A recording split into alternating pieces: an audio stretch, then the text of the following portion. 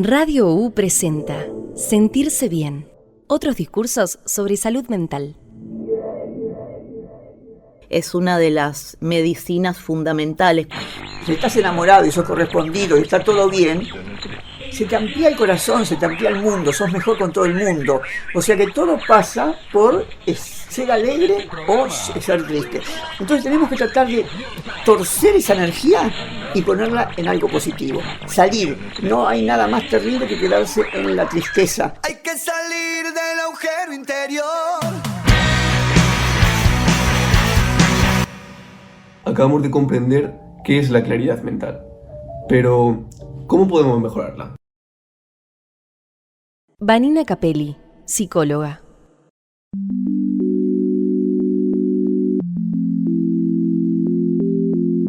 Yo te diría que no la tendríamos que separar cuando decimos salud mental de la salud integral. Nosotros somos personas que tenemos tanto la salud física como también salud mental. Somos una unidad, algo integrado. La salud mental es la forma en que nosotros nos sentimos, cómo nos vinculamos con los demás, cómo podemos desempeñar nuestra vida cotidiana, en cómo planificamos el día, cómo hacemos proyecciones, cómo estamos en relación con los demás. Con lo cual, la salud mental forma parte de nuestra vida, de nuestro ser. Nosotros venimos ocupándonos de esto desde hace un montón de tiempo, la ciencia. Hoy por hoy es un tema que está puesto en la agenda y mucha gente dice, está afectada mi salud mental, con lo cual nosotros decimos que sí, es un tema emergente y estamos hablando mucho más acerca de lo que es la salud mental.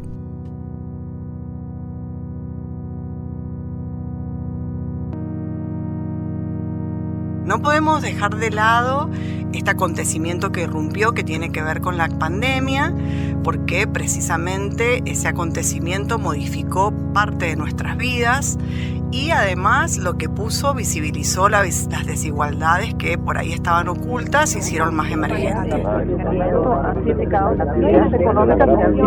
Pasada la pandemia, actualmente nosotros tenemos muchísimas más consultas en salud mental, es un hecho que lo comprobamos. La gente entendió de que era una buena oportunidad frente a un padecimiento pedir ayuda, solicitar ayuda específica. En realidad las personas van a terapia por diferentes razones. Pero también empezamos a hablar de que la salud mental no implica solamente ir a un consultorio, hacer referencia a una consulta profesional, sino que forma parte de la vida, forma parte de cómo nos sentimos y cómo atravesamos nuestro día a día. Habitualmente cuando las personas se acercan por primera vez a terapia, vienen con muchos miedos, con muchas ansiedades.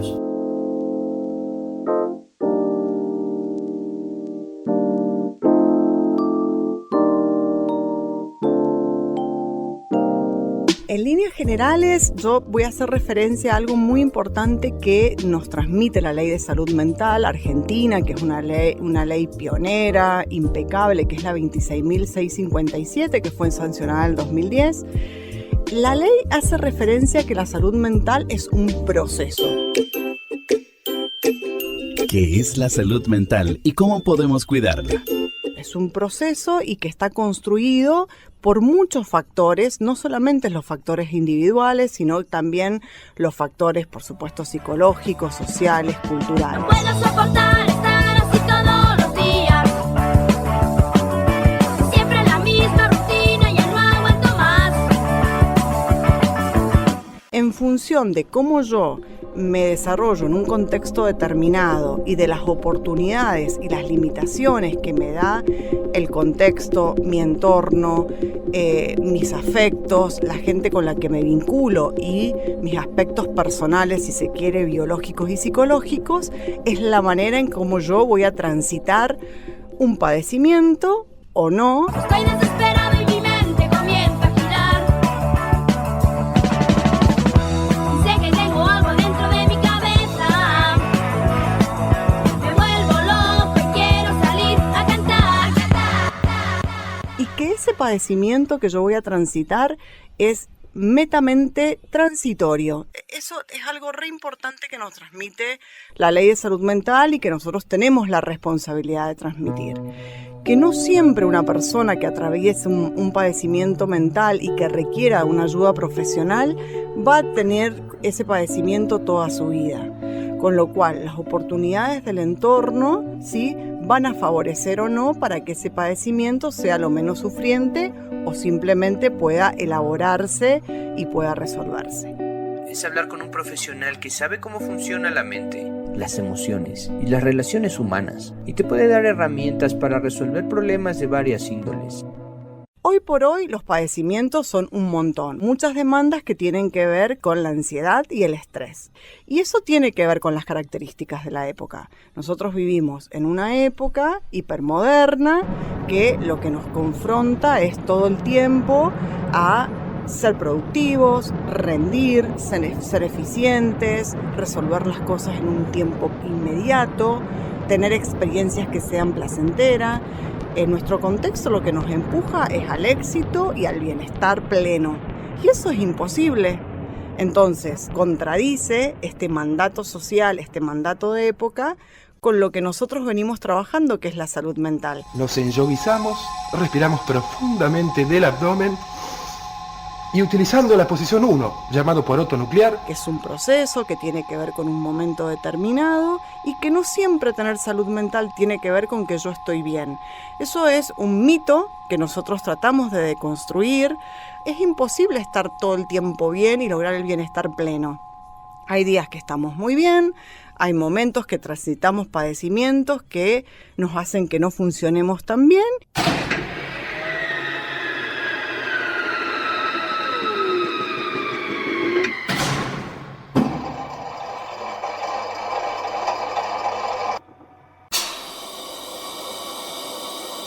Y hay días que vamos a estar bien. Entonces es muy importante entender de que la salud mental tiene que ver con lo que yo tengo accesible, con aquello que a mí me ofrece mi comunidad y con aquello que me está ocurriendo en este momento de mi vida. Mañana, tarde y noche se pasan las horas, tirado en la cama mirando la vida pasar. Es un mandato social de época. El éxito y el rendimiento creo que son más exitosos en función de aquello que puedo acceder, y que eso que puedo acceder tiene que ver con los objetos. Hoy vamos a hablar sobre el consumismo. Los objetos que están valorados hoy en la sociedad. Es el teléfono que tengo, la ropa que me he visto. Hay un montón de objetos. El modelo consumista incita a los consumidores a desear algún bien o servicio muy por encima de sus necesidades de satisfacción. Y para yo poder tener esos objetos, tengo que producir, y para yo sentirme feliz, tengo que tener eso, trabajar mucho, estudiar mucho, tener la ilusión de que voy a ganar mucho dinero para consumir y ser feliz cada vez más. Ser feliz. Eso nos confronta con un tiempo de que no podemos estar rindiendo todo el tiempo y sin embargo es lo que nos convoca el imperativo epocal. Entonces, por supuesto que nos frustra, pero la sociedad no está preparada para que yo me angustie, me deprima, me detenga y me frustre. Todo lo contrario, yo tengo que estar todo el tiempo en rendimiento. Y eso, señor, es exactamente por qué usted necesita comprar esto de mí.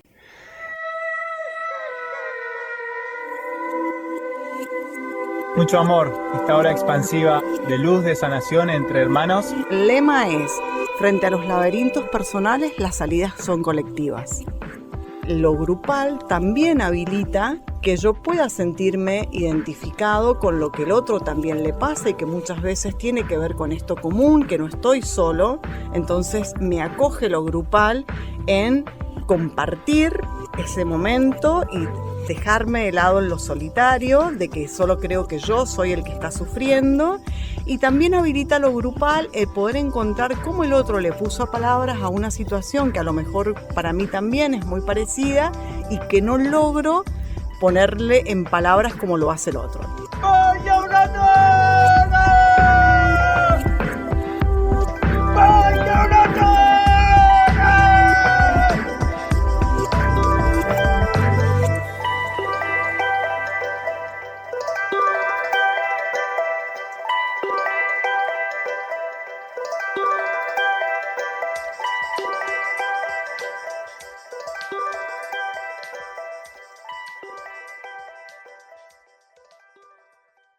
Esther Díaz, doctora en filosofía.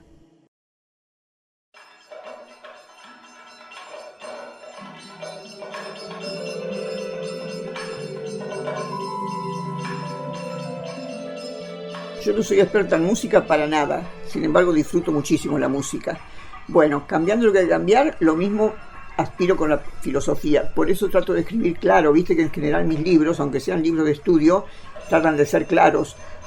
Pero ¿por qué trato de hacerlo así? Porque yo creo que se puede disfrutar con la filosofía, tanto con la música, aunque no se haya estudiado filosofía. Y a veces se disfruta más. ¿Cómo nace la vocación de una joven que viene de una barriada humilde y llegar hasta el punto culminante, hasta convertirse en doctora en filosofía por la Universidad de Buenos Aires? Me refiero a Esther Díaz. Yo hice una carrera académica hasta las últimas consecuencias. Soy doctora en filosofía, o sea que contra viento y marea llegué a ser directora de posgrado, inventé yo un posgrado, fui titular en la UBA, o sea, hice todo lo que había que hacer desde el punto de vista académico para llegar al tope que yo quería llegar. Hoy tenemos el placer de tener otra amiga de la casa, la doctora en filosofía Esther Díaz, filósofa punk, como se titula en uno de sus últimos libros. Eso no fue en contra de mi vida deseante y de mi vida personal. En cambio yo veo que la mayoría de mis colegas, por supuesto que hay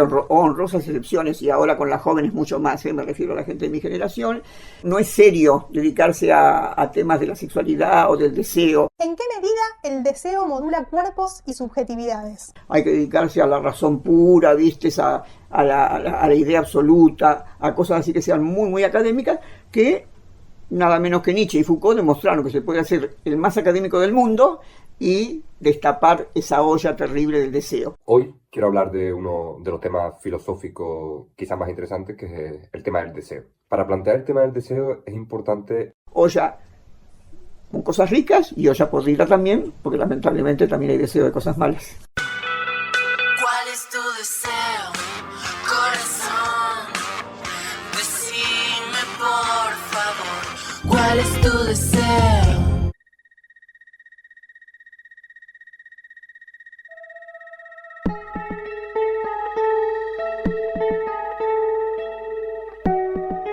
La filosofía sistemática comienza con Platón, comienza justamente ocupándose del tema del deseo. Saben que hay como una especie de lugar común que pone al deseo como estructurante de nuestra condición humana. Le preguntan a Sócrates, que es el personaje de Platón, ¿no?, ¿qué es el deseo para él? Y entonces Sócrates contesta que el deseo es el anhelo por lo que no tengo, por lo que me falta. Y su interlocutor le dice, no es así, porque yo soy una persona sana, pero deseo la salud.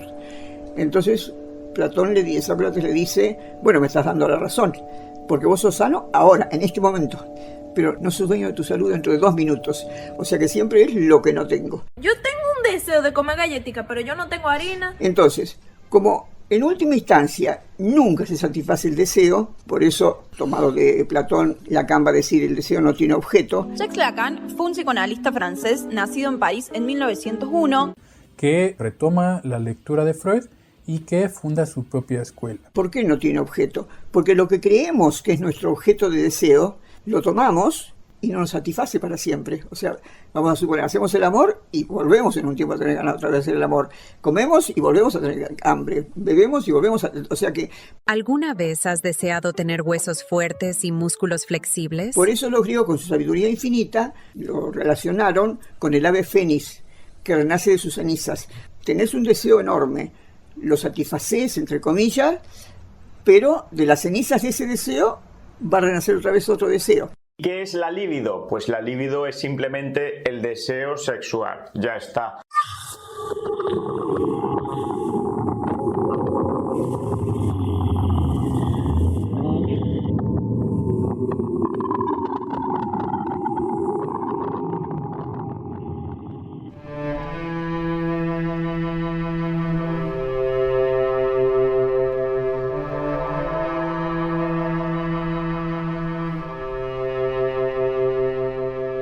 Spinoza, que escribió la Ética, a pesar de que se llama ética, él en ningún momento habla de bien y del mal.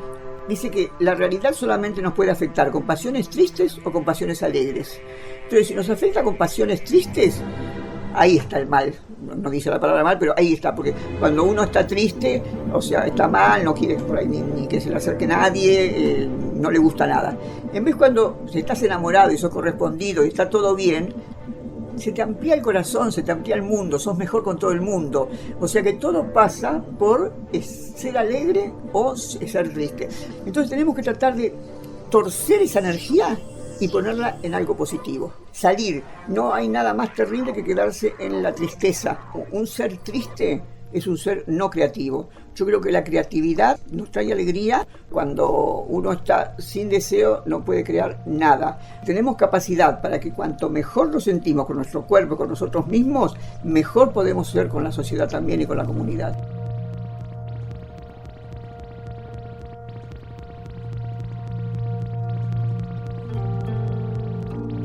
Va a venir Nietzsche a revolucionar el pensamiento occidental y Deleuze, que es un neonietzscheano, dice, no.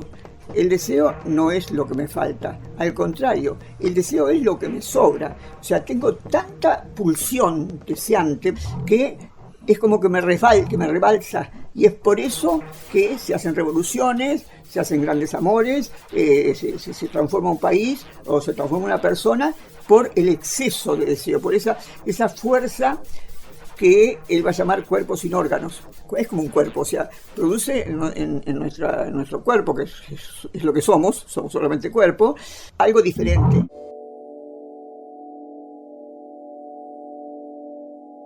La idea regulativa de nuestra vida, yo creo que debería ser desear, seguir deseando. Porque hay mujeres que dicen, después de los 45 años, por ejemplo, respecto de la sexualidad, o sea, del deseo, no, yo ya cerré el negocio. Entonces yo les digo, no, el negocio no se cierra nunca. Mientras que estás vivo o viva, no se toca techo. Y el tema de la culpa construye deseo. Porque, por ejemplo, en la época de que comenzó la revolución industrial, se inventaron máquinas para que los chicos no se masturben. Have you been struggling with the NoFap challenge, but always finding yourself back at square one, feeling worse and worse about yourself? O sea, empezó una gran batalla contra la masturbación. Y eso es imposible, porque un adolescente, o sea, todo ser normal, entre comillas, se masturba. Pero mucho más un adolescente. O sea que no podés, le prohibís eso y no puede cumplirlo. Entonces le agarra una culpa terrible. Y no hay nadie más manejable que una persona con culpa. Entonces esa persona después se convierte en un Chaplin en tiempos modernos. Todo el día puede apretar un tornillo y aguantárselo, porque ya está domesticada. Si lo hubieran creado libremente en el deseo, no se iba a criticar así, iba a rebelarse, iba a buscar otra cosa. Entonces, eso que le decimos represión, según la hipótesis de Foucault, que la voy a simplificar muchísimo, es al revés, o sea, es producción, porque al reprimir estamos produciendo deseo. No hay nada que te atraiga más que lo prohibido.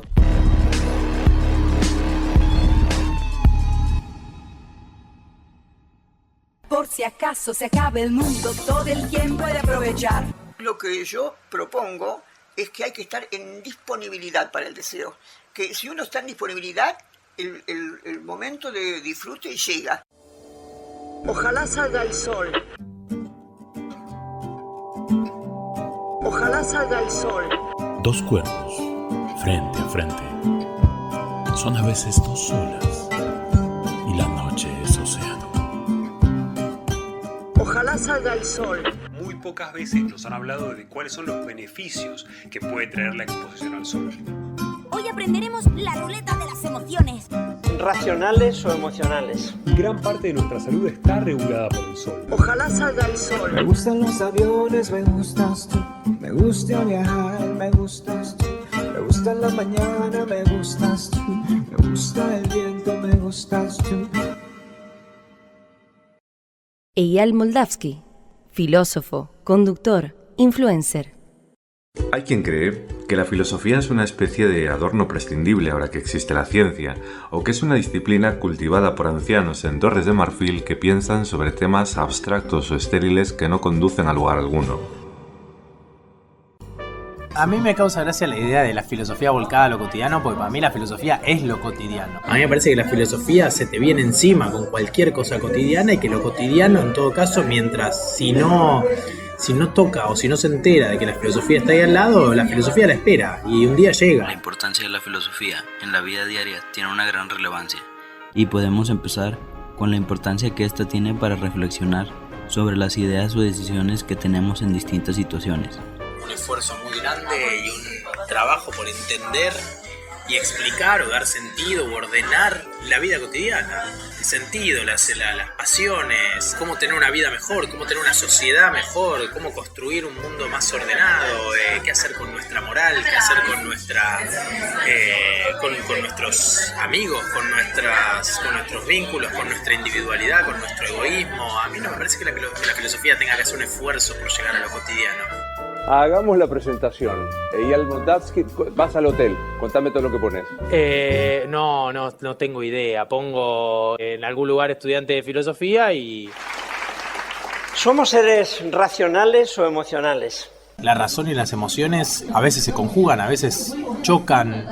Lo que yo no creo es que haya que elegir una de las dos como una fórmula más correcta para la vida mejor. No creo que la vida buena tenga que ver con una vida libre de emociones, ni creo que las mejores decisiones tienen que ver con únicamente pensarse racionalmente, ni tampoco creo que uno tenga que entregarse a la corporalidad de sentir y hacer siempre lo que uno siente. Uno tiene que mediar lo que siente por la cabeza, tratar de gestionarlo, tratar de regularlo, tratar de hacer un laburo con las propias emociones. Hoy aprenderemos la ruleta de las emociones. No pienso que somos esclavos de nosotros mismos, ¿no? Hay algo de Foucault que siempre es muy lindo, que es esta idea de cierta esclavitud que uno tiene ante sus propias pasiones, ¿no? Y como hay un esfuerzo por liberarse de lo que uno siente también, ¿no? Michel Foucault siempre dijo que no se consideraba filósofo. Y sin embargo, hoy en día, todavía es conocido como el filósofo del poder. Y es considerado uno de los 3 pensadores franceses más relevantes del siglo XX. La liberación no es siempre de cosas que nos reprimen desde afuera. A veces el laburo de liberarse tiene que ver con hacer un trabajo muy interno de conocerse y de poder autorregularse. No creo que uno sea esclavo de lo que siente, pero no creo tampoco que ese esfuerzo por regular lo que uno siente tiene que ser un sinónimo de borrar las emociones del cálculo de la vida buena.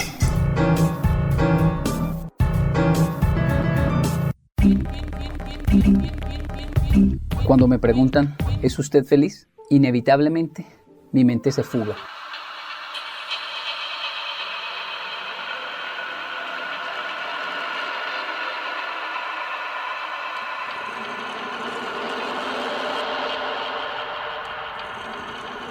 Nietzsche tiene algo que a mí siempre me pareció muy lindo, que es esta idea de qué lugar le damos a los dolores y la necesidad de entender el dolor como una forma de acercarnos de nuevo a las cosas más tiernas que tiene la vida, ¿no? Digo, de haber atravesado, de habernos desgarrado la piel para después ser un poquito más sensibles a las cosas bellas que hay alrededor. Y la idea de que para cortar el círculo de lo repetitivo uno tiene que entender los dolores y darle un lugar un poco más noble. Usted está sufriendo. Pare de sufrir. Usted está pasando un mal momento. Pare de sufrir. Ahora nos toca hablar del dolor. Cuando uno está hecho mierda, no hay nada para hacer. Yo no le pido nada a la persona que está sufriendo en el momento en el que está sufriendo. Porque en el momento en el que estás mal, solamente estás mal. Y ahí lo único que le pido es sobrevivir. Pasalo, hacé lo que tengas que hacer. No hay ninguna conclusión para sacar cuando te levantás a la mañana y te sentís profundamente miserable y todo lo que ves a tu alrededor es una mierda. Digo, ahí no hay nada. Nietzsche señala que el problema del sufrimiento es su falta de sentido, más que el sufrimiento en sí mismo. Yo entiendo que es habitar el dolor, ¿no? Y habitar la angustia. Yo creo que habitar el dolor pasado el momento de máximo padecimiento se trata de, sentarse a ver qué está pasando, ¿viste? Reflexionar, como esa idea de volver sobre sí mismo, tratar de entender de qué se trata este dolor, qué información tiene para darme sobre mí, por dónde pasa, qué cosas no estoy eligiendo sobre mi vida, qué preguntas no me estoy haciendo, ¿no? El dolor también es una fuente muy grande de información personal y la única manera de realmente sacar alguna conclusión es sentarse a habitarlo.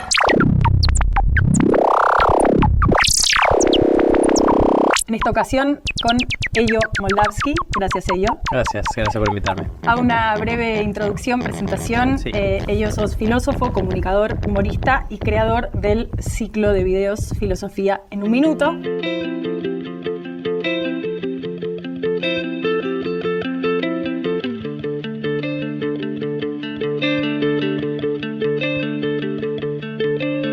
Para tener una relación de pareja sana, tengo que tener una relación sana conmigo mismo. Punto. Hay que poner límites por amor propio, hay que distanciarse, hay que hacer lo que tengas que hacer porque por amor propio hay que respetarse uno mismo.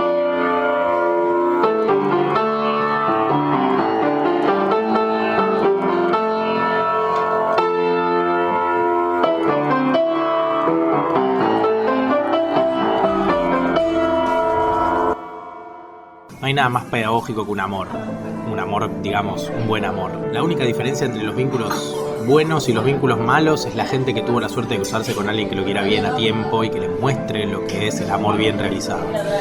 Y eso es irreemplazable, sumamente pedagógico, y los vínculos mediocres o los amores mediocres que conozco en general están tenidos de vínculos dañados y de no haber podido desarrollar herramientas en la vida cotidiana, en la vida práctica, para entender cómo es quererse bien con alguien. Esta idea de quererse bien que es muy difícil de definir, que es muy difícil de transmitir, por más que vos lo hables, necesitas una experiencia, y la única forma de que esa pedagogía crezca sana es queriéndose bien con alguien que te muestre lo que es confiar, desearte, correrse del centro, construir un mundo de a dos, postergarse a sí mismo porque entiende que vos sos importante, que te muestre lo que es, que te quieran a vos siendo tal y como sos, pero al lado de ellos.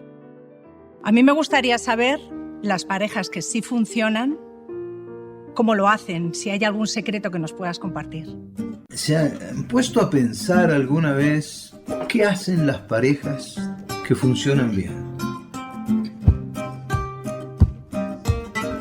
Y es que el amor verdadero es mucho más que perseguir ese sentimiento fugaz de cuento de hadas. Me gustan los aviones, me gustas tú. Me gusta viajar, me gustas tú. Me gusta la mañana, me gustas tú. Me gusta el viento, me gustas tú. Uno aprende, obviamente, uno aprende cosas de sus vínculos previos, aprende deseos, aprende rechazos, aprende cosas que no quiere repetir. Pero es verdad que el amor se parece tanto a un paréntesis, se parece tanto a un olvido del pasado y a una cosa completamente nueva, como si nunca hubiera existido. Cada vez que uno se enamora siente, nunca amé como estoy amando ahora, entonces es como tan avasallante. Me importas tú y tú y tú y solamente tú y tú y tú y tú y tú. Me importas tú y tú y tú y nadie más que tú. Finalmente está conmigo aquí Eyal Moldavsky, y básicamente él pasó de la categoría conocido a la categoría famoso. Con el amor no alcanza y sin el amor, digamos, no se puede. No creo que el amor sea la fuente de todas las respuestas para la vida. Hay cosas que son muy nuestras, que son muy solitarias, que dependen mucho de nuestra responsabilidad, nuestras angustias, nuestros dolores, nuestra forma de entender el mundo, nuestro vínculo con las cosas, nuestra necesidad por construir sentido, encontrarle un orden a las cosas que hacemos, atravesar las nostalgias, ver nuestro pasado, ver qué arrastramos, qué sedimento nos pesa, qué cosas queremos redimir en el presente. Digo, hay cosas de todo eso que evidentemente las formas de amor no alcanzan para contestarlas, pero yo no creo que uno tenga que prescindir del amor para buscar sentido, y sí creo definitivamente que el amor es una enorme cura de dolor. El cerebro hay que masajear. El placer genuino sentirás. Después de todo no es tan malo sentirse bien. Te lo agradecen los demás. Alfredo Olivera, psicólogo, creador de la radio La Colifata, en el Hospital Psiquiátrico Borda. ¡Vaya una tona! ¡Vaya una tona! Cuando nace La Colifata, que fue en agosto del año 91, surgió inicialmente como en la intención de interpelar ciertas significaciones sociales imaginarias instituidas en torno a la locura. Radio La Colifata es la radio de frecuencia modulada transmitida por la 100.3 en la ciudad de Buenos Aires. Colifato en lunfardo significa loco querible y fue creada por el psicólogo Alfredo Olivera. Lo que nos interesaba era, de algún modo, ir exfiltrando voces que estaban tras los muros mediante el desarrollo de una estrategia como de infiltración en intersticios de la vida cotidiana. Producir algo en un territorio que funcionaba como el basurero psíquico de las sociedades, una estrategia que nos permitía, sin recursos económicos y casi sin recursos técnicos, generar momentos de irrupción de discursos no validados en escenarios de lo cotidiano y por fuera del universo de la psiquiatría. ET22, Radio La Colifata. Hay que salir del agujero interior.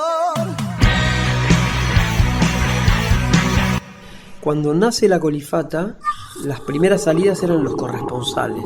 Los corresponsales iban a una plaza con un grabador, hablaban con la gente, en general la gente a veces tenía miedo y se encontraban con que ocurría otra cosa. Perdón, ¿usted vende sándwiches? Sí. ¿Y qué opina de eso? La gente que está de paso le sirve comer al instante y para volver a trabajar. Y también vende cigarrillos, o sea, trabaja en una estación de servicio. ¿Qué opina de trabajar en una estación de servicio? Es un servicio a la comunidad, a la sociedad y prestar servicio de auxilio, aparte de ser un negocio. ¿Me podría dar un cambio del 10? Sí. Gracias. Se generó la idea de que ahí había una radio gestionada por las personas hospitalizadas, se grababa, no había internet, no había programas de edición, sino que se editaba con una doble casetera, generábamos contenidos de 1 minuto, minuto y medio, 2, 4, según la plataforma de comunicación que nos alojara. Por lo tanto, cualquier persona que en su cotidiano estuviera escuchando su programa favorito, en determinado momento se producía ficticiamente una conexión con los locos del Borda, con las personas que estaban internadas. Good morning, good afternoon, good night para todo el mundo. Buongiorno, buonasera, buonanotte. Que si mis parientes de Italia me están escuchando, habla Giuseppe Emanuele. En muy pocos meses, La Colifata se escuchaba en AM del Plata con Nelson Castro, en FM Rock and Pop con Lalomir, en FMs comunitarias como La Tribu, en radios públicas, y empezó a haber demanda de radios de distintos lugares del país. Buenas tardes, aquí transmite el ET22, Radio La Colifata, directamente del Hospital Borda. Yo tengo la gran intriga de mi vida, Miki, es saber si debo curarme o debo hacer en mí mismo la revolución justificando mi propia locura. El modo de pensar la salud mental desde La Colifata tiene que ver con estas dimensiones: la clínica, institucional, judicial, socioeconómica, de vínculos, y todo eso nos da elementos como para poder, desde nuestro equipo, desarrollar estrategias de acompañamiento a estas personas. Justificando mi propia locura. Todo más mejor con este Borda que refresca mejor, dándole a la vida más sabor. Este Borda refresca mejor. A la vida hay que hacerle el amor, sin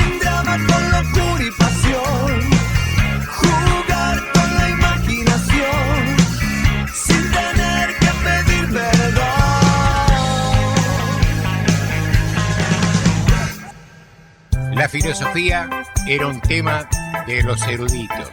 LT22, sabias palabras. Radio La Colifata. La filosofía era un tema de los eruditos. Sabias palabras. Bueno, debo decir... Cuando empezamos a hacer un seguimiento estadístico y nos dimos cuenta que la mayoría de las personas que venían a la Colifata, una vez que salían del Borda, sus recursos económicos se les iba en un 70-80% en una piecita de hotel, es que empezamos a pensar que la Colifata tenía que abrir espacios de inclusión económica. Y fue ahí que empezamos a pensar proyectos ligados a la inclusión económica. Desarrollamos un proyecto que en vez de llamarse, como se llama a los locos, que es peligroso para sí y para terceros, este proyecto se llamó y se llama Productivo para sí y para terceros. Hoy, aquí, en Radio La Colifata, una vez más presentes. Entre otras cosas, nosotros hemos logrado, en el plano de las políticas públicas, influir en el avance de derechos de personas con diagnóstico psiquiátrico internadas en hospitales. Ejemplo 1, cuando empezamos a hacer la Colifata, las personas que estaban internadas no tenían derecho al voto, por ejemplo. Seguimos en los jardines del Hospital José Tiburcio Borda y ahora le damos el paso. Y desde el año 95, cuando eran elecciones nacionales y en el país elegían la presidencia, un día antes en el Borda organizábamos comicios simbólicos con fiscales, con jefes de mesa, con las mismas boletas y demás. Y desde el 95 hasta el 2007 más o menos, el resultado del Borda era siempre igual al resultado nacional. Nosotros somos los únicos locos que tenemos antena, los de la Colifata. Si ven otro por ahí con antena es un marciano, no es un loco. Gracias. Hola. Soy integrante de LT22 Radio La Colifata. La Radio La Colifata para mí es un espacio de... Entonces nosotros lo que hacíamos era mostrar un día antes el resultado como a boca de urna del Borda y constatábamos que al día siguiente, no solamente en el orden del que ganaba, sino incluso en los porcentajes, eran los mismos. Por lo tanto, o estábamos todos bastante locos o los pacientes del Borda estarían en condiciones de votar. Esto después se incorpora como política pública dentro de lo que es la Dirección Nacional de Salud Mental. Hoy por hoy, las personas que están internadas en su mayoría pueden votar. Yo soy Jaime, participo en la noticia de la semana. La novedad sale en el diario y en la televisión. Yo me fijo la noticia que mejor sale en la radio y en la televisión y yo le informo.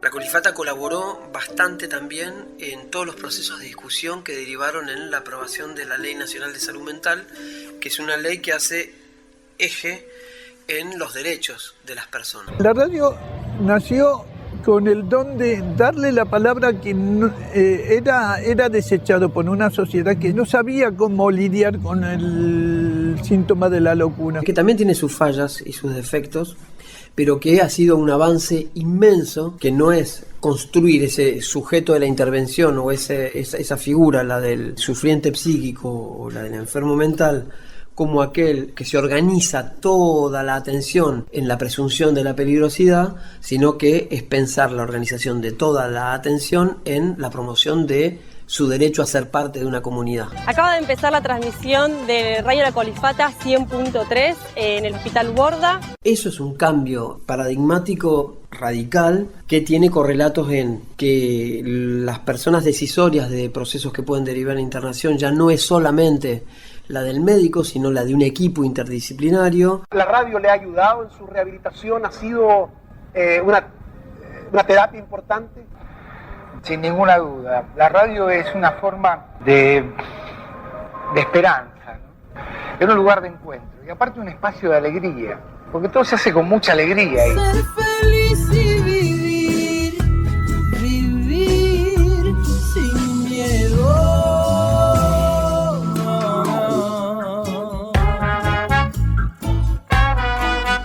cada vez hay más voluntarias y voluntarios que llaman a la Colifata para venir a colaborar. Y hay algo como del orden como del refugio, de lugares donde la solidaridad o la importancia del otro cobra valor, y mucha gente que viene a sanarse en estos nuevos dolores que estamos padeciendo, que es la soledad extrema y el sentirnos vulnerables frente a todo tipo de crueldad desatada y practicada.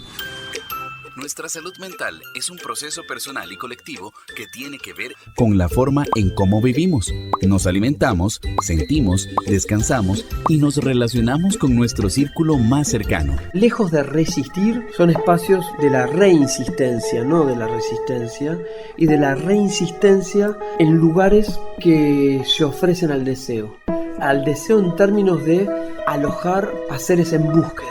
Todo más mejor con este Borda que refresca mejor, dándole a la vida más sabor. Este Borda refresca mejor.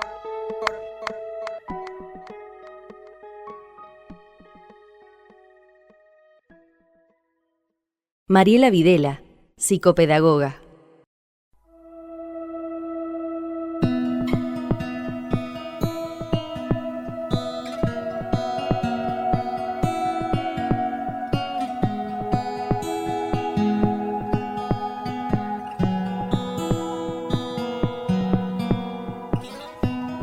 Es un tema que, a pesar de que ya está en la agenda pública, en los medios se habla más, en las instituciones del Estado también, permanecen ciertos tabúes y falsas creencias que lo que hacen es generar eso, miedo.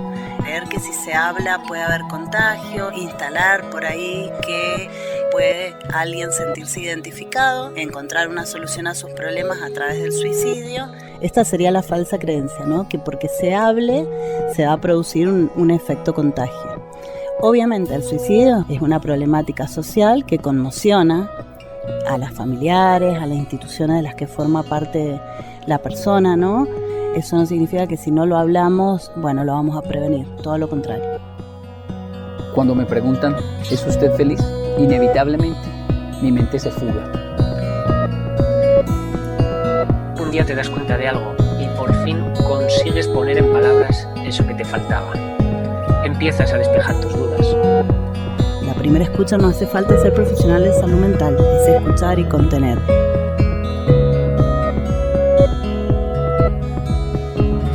Todos podemos hacer algo y ya generar un espacio para hablar es un montón. El silencio incomoda. Escuchar es de hecho una de las mejores maneras que existen para ayudar. Para muchas personas hay veces que es más fácil ayudar que pedir ayuda. Generalmente se nos hace muy difícil pedir ayuda. Nuestra salud mental es un proceso personal y colectivo que tiene que ver con la forma en cómo vivimos, nos alimentamos, sentimos, descansamos y nos relacionamos con nuestro círculo más cercano.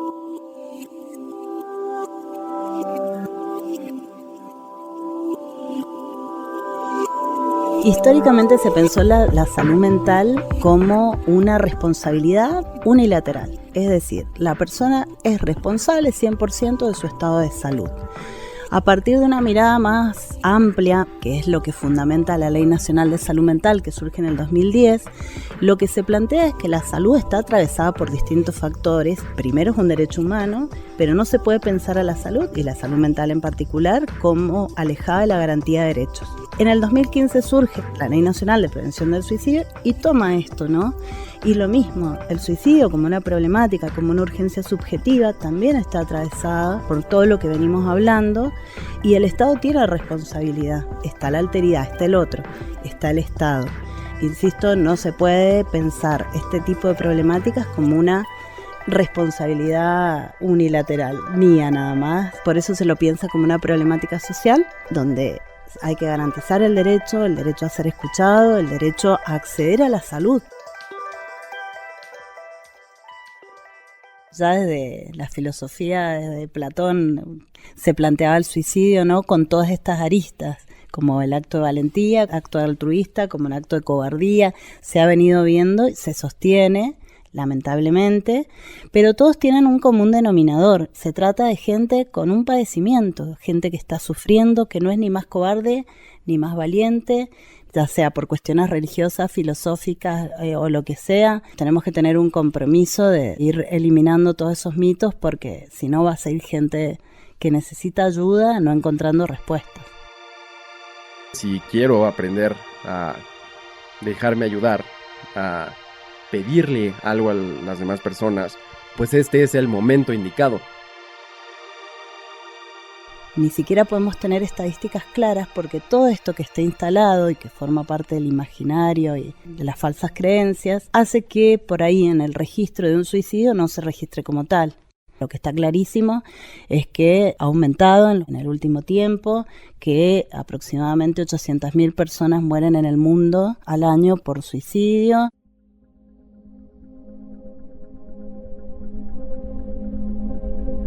Cuando aceptas la ayuda de alguien, piensas que, no pudiste tú solo. Piensas que no fuiste suficiente.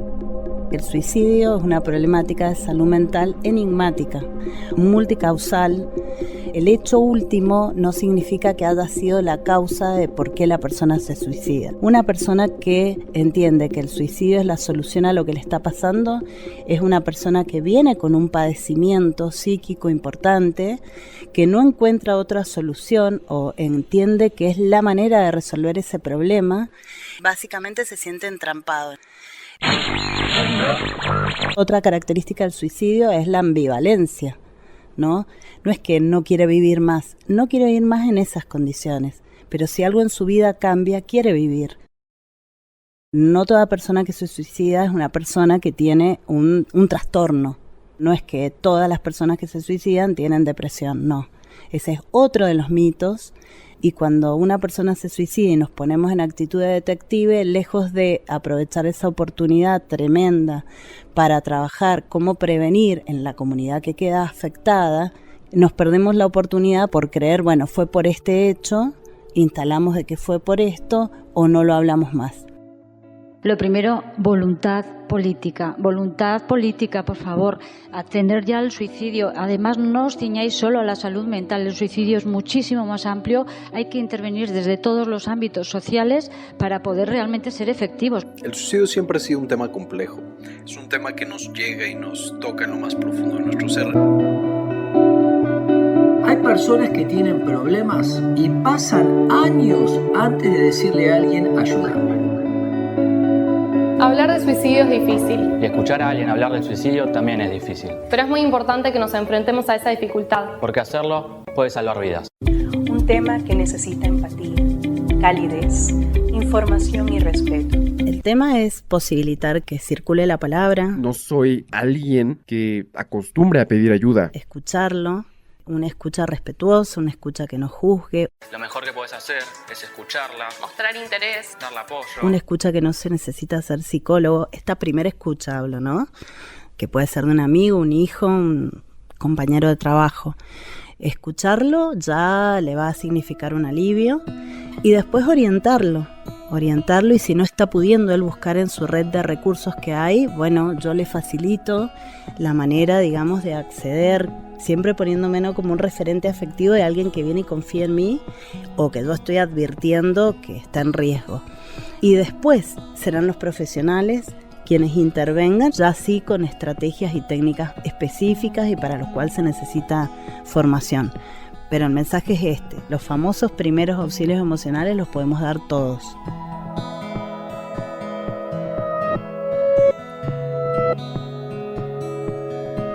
Todos podemos hacer algo y ya generar un espacio para hablar es un montón. Ojalá salga el sol.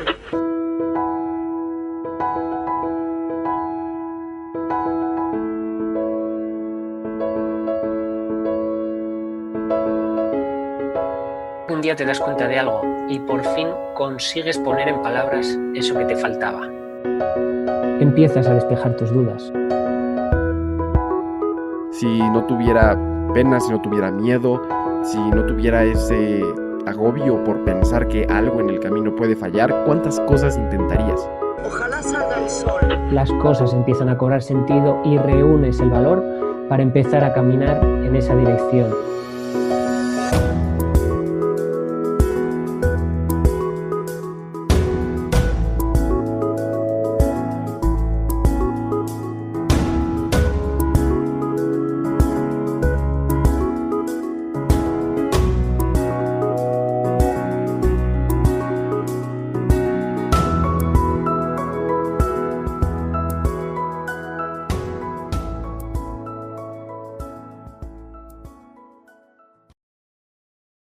María Roses Feir, psicoanalista. Hoy vamos a hablar de qué es el psicoanálisis.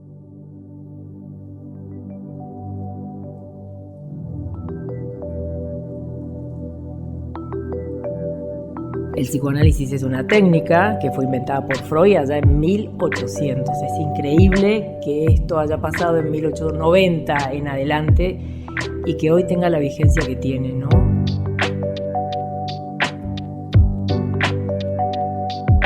Nacido el 6 de mayo de 1856 en Freiberg, Moravia, hoy parte de la República Checa. Freud pasó la mayor parte de su vida en Viena, Austria. Esta es la genialidad de Freud, particularmente de Freud, de Lacan también, ¿no? Pero de Freud desde este punto de vista. Para hablar de la historia del psicoanálisis es necesario remontarnos a la historia de su precursor, Sigmund Freud.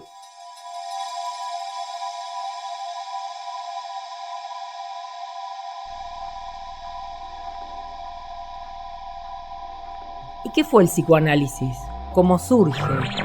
Médicos, neurólogos, trabajaban con las afecciones de la época. El caso más conocido de Freud es el de la mujer histérica, es decir, una persona que viene con una serie de padecimientos. Era que no podía mover las extremidades izquierdas, después la parte derecha, que no podía hablar, que tenía una tos nerviosa, que no podía comer, que no podía tomar líquidos aunque tuviese sed. Digo, eran síntomas en el cuerpo. Las respuestas eran médicas. Se creía que las enfermedades mentales tenían causas físicas, tal como un daño nervioso o una lesión en el cerebro. La sociedad a fines del siglo XIX era una sociedad cientificista. Había un consenso general de que los seres humanos podían explicarse mediante fórmulas químicas y físicas. La gente creía que todo trastorno podía curarse por medio de la medicina o una intervención quirúrgica.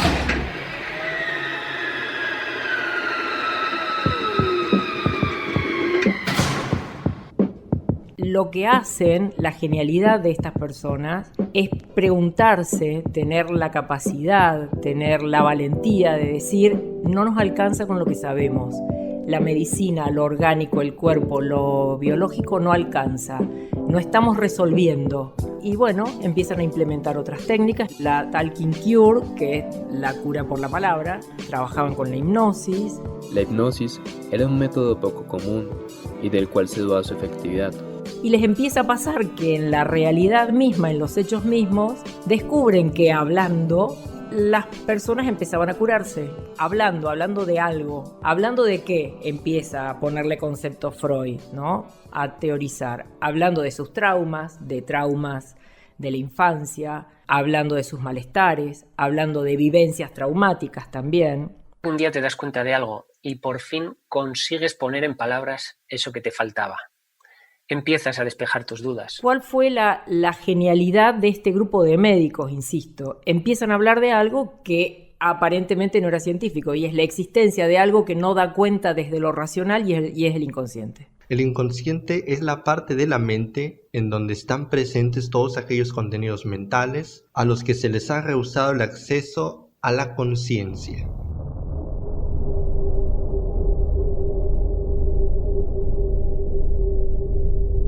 El inconsciente es aquello de lo que a veces no se puede dar cuenta, no podés dar cuenta racionalmente del mismo. En el lenguaje es donde se manifiesta el inconsciente, en los lapsus, que se llaman lapsus linguae, en las equivocaciones, los errores, en los actos fallidos, en los sueños y en el chiste. Son las 4 manifestaciones que planteaba Freud en aquella época y hablaba de la vía regia para llegar al inconsciente. El libro es la interpretación de los sueños. Freud señaló en este libro que la interpretación de los sueños constituía la vía regia al inconsciente. Sigmund Freud, conocido como el padre del psicoanálisis. En el inconsciente es donde tenemos como todo el reservorio de aquello que nos marca y que paradójicamente, y esto es filosófico, no podemos dar cuenta. Algunos le dicen el traicionero, ¿no? El que se te mete en el lenguaje, en un momento decís algo y irrumpe el inconsciente. Dentro de cada uno de nosotros existe un vasto universo inexplorado, el inconsciente.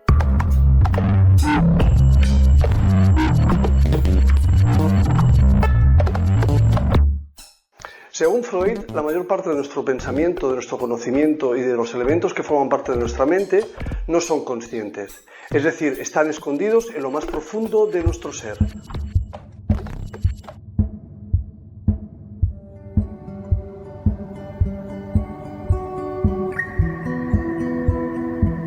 Habitualmente cuando las personas se acercan por primera vez a terapia, vienen con muchos miedos, con muchas ansiedades. Desde el psicoanálisis claramente no hablamos de confesiones, ¿no? Confesar tiene toda la connotación moral de la culpa. Yo tengo que confesar algo que estoy haciendo que está mal y entonces supuestamente voy a alguien que tiene un saber y que me va a perdonar. Esa de ninguna manera es la posición del psicoanálisis. La idea es salir de esta posición de la culpa que tanto daño nos ha hecho y nos hace como cultura. Y si en cambio llegar, trabajar en una posición de responsabilidad, de yo hacerme responsable, no culposamente responsable, ¿no? El psicoanalista no juzga y la idea es que no haya una moralina. Lacan tenía una frase que es ni disuado ni persuado. De ninguna manera la idea es juzgar.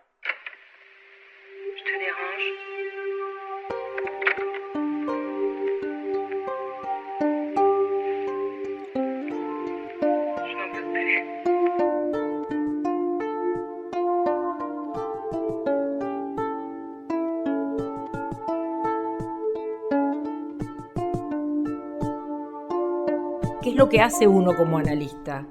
Es trabajar con este sujeto, por eso digo es escuchar y preguntar, hacerle pregunta, causarlo. Causarlo es, como la palabra lo dice, que el sujeto pueda preguntarse él mismo por sus propias causas, ¿no? El psicoanálisis es una teoría sobre el funcionamiento de la mente humana y una práctica terapéutica. Para que ese paciente pueda encontrar su propio saber, sus propias herramientas. Ni te ofrezco, ni te prometo, ni nada que implique que vos creas que vas a cambiar, pues no vas a cambiar. El psicoanálisis no cambia a nadie. Lo que hace es que vos puedas moverte un poco mejor en la vida cotidiana con lo que tenés y esencialmente con lo que no tenés, que es lo más complejo en la vida. Soportarse en lo que uno no tiene, soportarse con errores.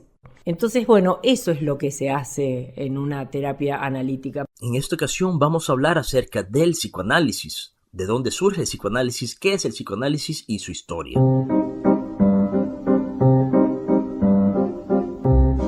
Para entender el psicoanálisis es necesario... Lo que ocurre hoy en el neocapitalismo, en el tecnocapitalismo, es la importancia de funcionar, de que el sujeto funcione.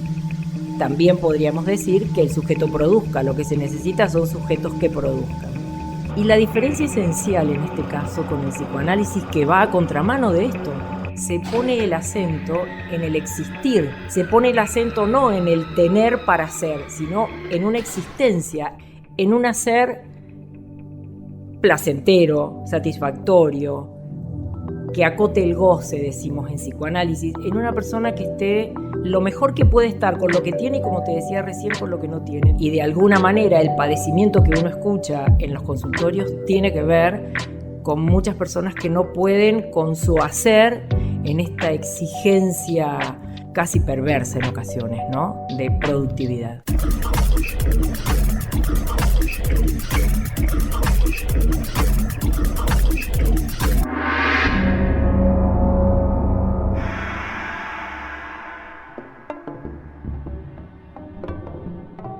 Cura no existe cura como tal. Sí se puede decir que, bueno, se termina, ¿no? Hay un texto de Freud que es de 1900 también, que se llama análisis terminable e interminable. Él ya se lo planteaba, ¿no? Y yo te diría, para mí hay posiciones diferentes y diversas. Yo creo que en algún momento se tiene que terminar, no me cabe duda. Muchas veces cuando me ofrecen ayuda, pocas veces la acepto. ¿Quién lo decide? Me parece que ambos lo pueden decidir en conjunto. Puede ser que no, que la persona diga, bueno, hasta acá llegué, hasta acá, con esto que trabajé estoy bien, ya está. Puede que lo plantee el analista. Yo creo que sí tiene que haber un punto final. Me parece que no se llama cura, tampoco se llama alta porque no hay nadie enfermo, ¿no? Si por ahí uno puede pensar, bueno, ¿cuándo? Tiene que ver con esto que te decía, que es cuando el sujeto siente que puede hacer en su vida, que lo puede hacer sin el padecimiento que lo trajo a su propuesta analítica.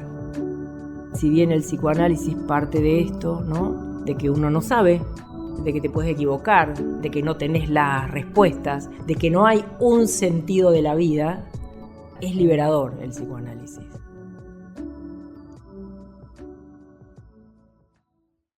Paz Ferreira, Miss Bolivia, psicóloga, cantante. Soy Miss Bolivia, soy cantante, psicóloga, escribo, comunico, hago quilombo. La música me salvó la vida, creo que es una de las cosas que me sacó de los lugares más oscuros en distintos momentos de mi vida, ¿no?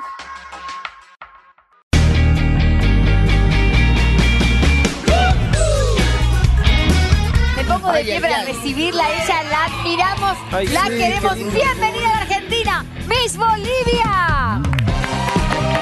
¡Ah, la tía! ¡Hola, hermosa! El arte para mí en sus múltiples expresiones es una de las medicinas fundamentales. Miss Bolivia. Hola, ¿qué tal? Un placer estar acá, el placer es mío, me encanta venir a charlar. Le mando mucho amor a toda la gente que también va a escuchar este podcast. Ahí va. Si vos tendrías que definir a Miss Bolivia, ¿cómo la definirías hoy en día? Es un proyecto de música que fusiona distintos estilos, sobre todo la cumbia con lo urbano y con letras con cierto nivel importante de compromiso social y también historias más autobiográficas. Bueno, yo soy psicóloga, antes de que exista Miss Bolivia. Anoche soñé que despertaba y no dolía cuando respiraba. Anoche soñé que caminaba y me reía a carcajadas. Voy a terapia, he ido a psicoanalistas desde muy chica y es algo que me llegó a gustar muchísimo. Lo hice siempre como una forma de vida, como una forma de ser en el mundo, la práctica psicoanalítica como consultante yo. También después elegí esta carrera, me parecía como fascinante. ¿Por qué decidí en su momento dedicarme al aspecto más psicoanalítico de la psicología? Por un lado porque me cerró y de tantos años yo haberlo practicado, y después porque creo mucho también en la producción del inconsciente, en el inconsciente como un evento plástico, vivo. Entonces asistir a esa producción a mí me resulta fascinante como analista también.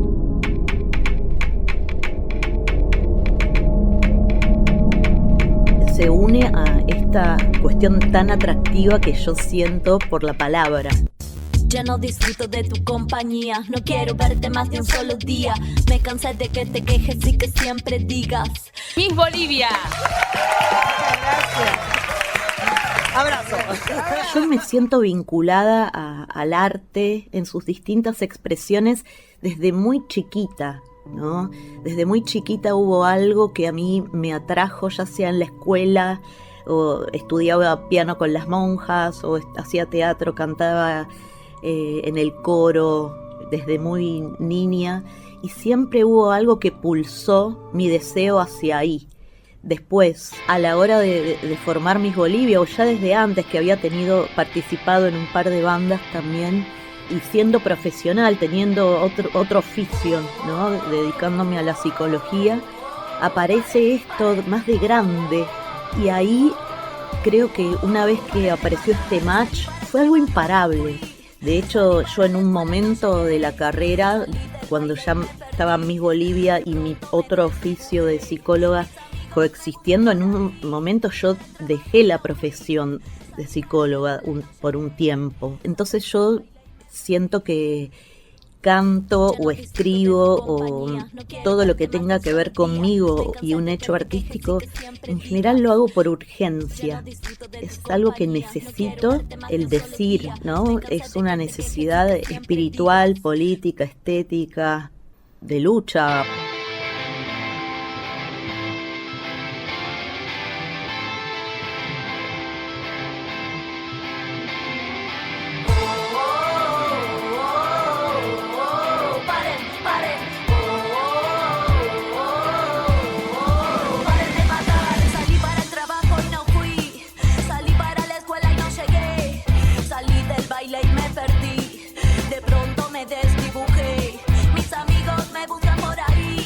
El arte para mí en sus múltiples expresiones es una de las medicinas fundamentales.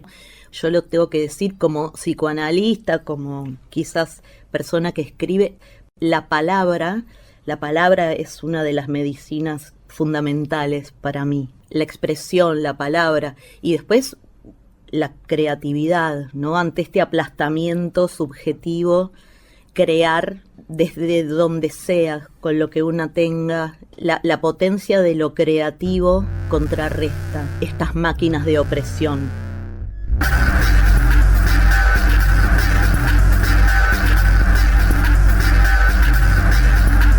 El arte para mí en sus múltiples expresiones es una de las medicinas fundamentales. Yeah.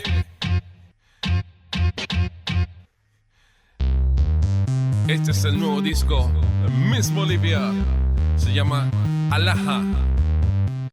Pensar que el sujeto es un agente aislado me parece que es una falacia, ¿no? Creo que el sujeto de análisis o las personas estamos tejidos transversalmente por infinitas capas que tienen que ver con otros. Sí, estoy de acuerdo que el sistema de consumo aíslan, ponderan también este individualismo para que seamos máquinas más productivas para este sistema. Entonces yo creo que hacer un movimiento de resistencia ante eso es lo colectivo. Ponerle la linterna a eso también me parece un gesto de resistencia. Estamos con Miss Bolivia. Qué placer tenerla, una de las artistas más pedidas, es un gusto. Paz, ¿cómo estás? El gusto es mío, gracias por venir.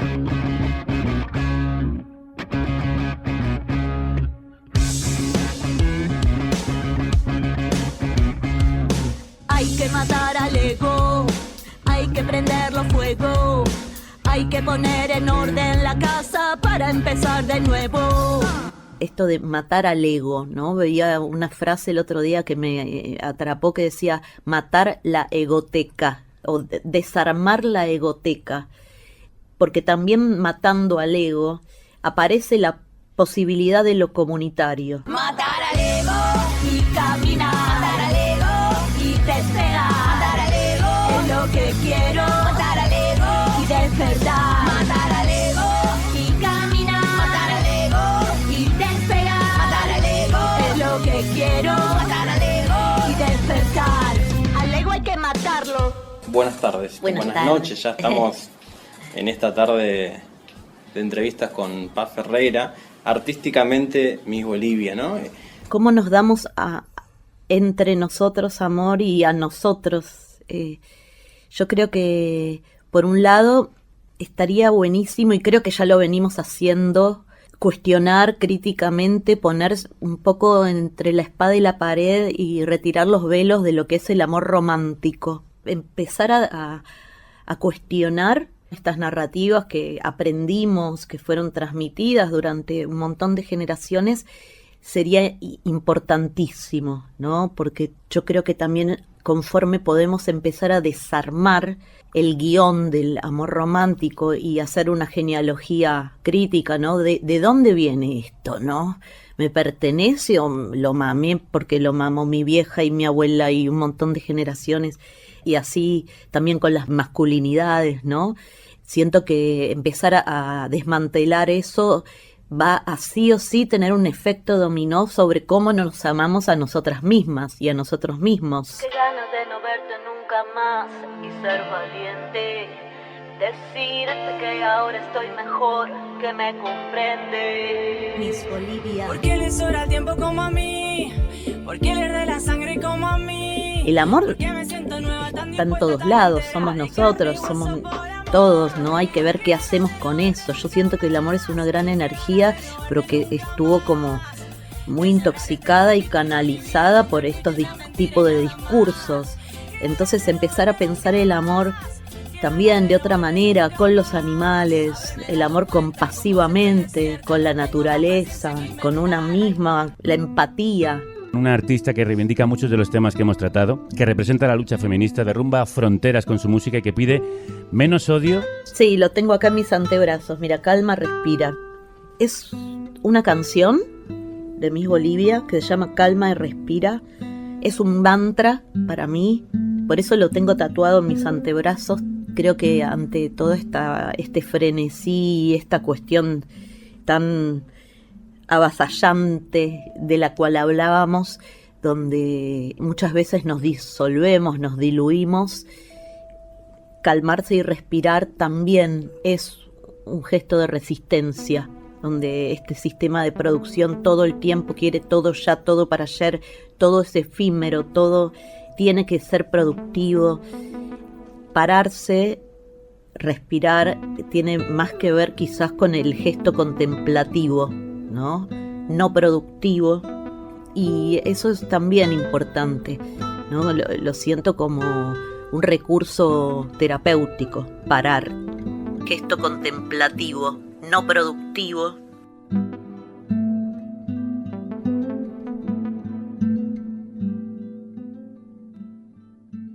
El arte para mí en sus múltiples expresiones es una de las medicinas fundamentales. Y ahora quieres volver, pero tómate el palo. Y ahora tómatelo. Y ahora tómate el palo. Y ahora tómatelo. Podés mover el culo y dejarte puesto el cerebro, ¿no? y dejar el puño levantado. Qué gran frase. ¿No? Bueno, es una buena combinación, ¿no? Creo que Puño Arriba tiene que ver con esta potencia también de resistencia y de lucha que el arte posibilita que emerja, que el arte posibilita a producir. Pero eso no significa que solo sea puño arriba, ¿no? Se puede también mover el culo o se puede bailar. Yo siempre lo digo que un pueblo que baila es mucho más difícil de dominar. Nacida en Argentina, como es María Paz Ferreira, aunque ella se bautizó a sí misma como Miss Bolivia en honor a la calle en la que vivía cuando empezó a escribir canciones. Si no es amor,